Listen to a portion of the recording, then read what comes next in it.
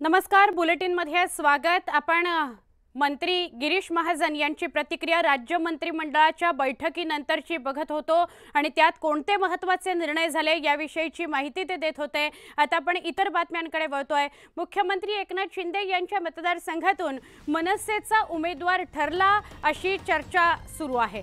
आजची बैठक होती पाचपाखाडी इथं। मतदारसंघातून मनसे नेते अभिजित पानसे यांचं नाव पुढे करण्यात आलेलं आहे। मनसे अध्यक्ष राज ठाकरे स्वतः प्रत्येक मतदारसंघाचा अहवाल घेतायत, आढावा घेतायत। या आढाव्यानुसार मुख्यमंत्री एकनाथ शिंदे यांच्या मतदारसंघात मनसेकडून अभिजित पानसे म्हणजे पाचपाखाडीचा जो मतदारसंघ आहे तिथून अभिजित पानसे यांचा मनसेकडून उमेदवारी देण्याबाबतचा अहवाल प्राप्त झालेला आहे। मनसे अध्यक्ष निरीक्षकांकडून या सगळ्या प्रत्येक मतदारसंघातल्या संदर्भातली काय परिस्थिती आहे, तिथली मनसेचं काय बलाबल आहे, या सगळ्या विषयीची माहिती घेत आहेत, आढावा घेत आहेत।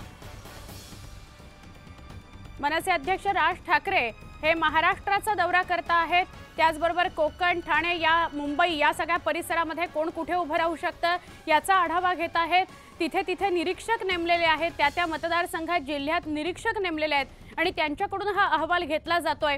तर पाचपाखाडी चा जो मतदारसंघ आहे मुख्यमंत्री एकनाथ शिंदे यांचा, तिथे अभिजित पानसे यांच्या नावाचा विचार होऊ शकतो। आमच्या प्रतिनिधी प्रणाली कापसे यांच्याकडून अधिक माहिती घेऊया। प्रणाली, मनसेच्या गोटातून काय अपडेट? मनसे अध्यक्ष राज ठाकरे स्वतः आज मुंबईतले जे महाराष्ट्रातले जे 225 मतदारसंघ आहे, ज्या मतदारसंघांमध्ये गेल्या महिन्यात त्यांनी निरीक्षक पाठवलेले होते, त्या सगळ्या निरीक्षकांकडून अहवाल घेत आहेत। आतापर्यंत ठाणे, पुणे आणि मुंबई या 3 जिल्ह्यांचा अहवाल पूर्ण झालेला आहे किंवा त्याची माहिती राज ठाकरे यांनी घेतलेली आहे।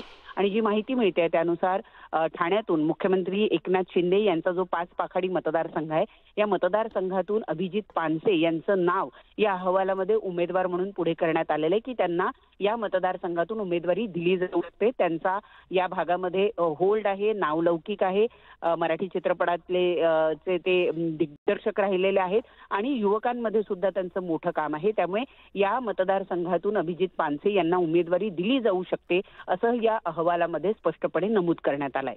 नक्की, धन्यवाद आपण माहिती दिली त्याबद्दल।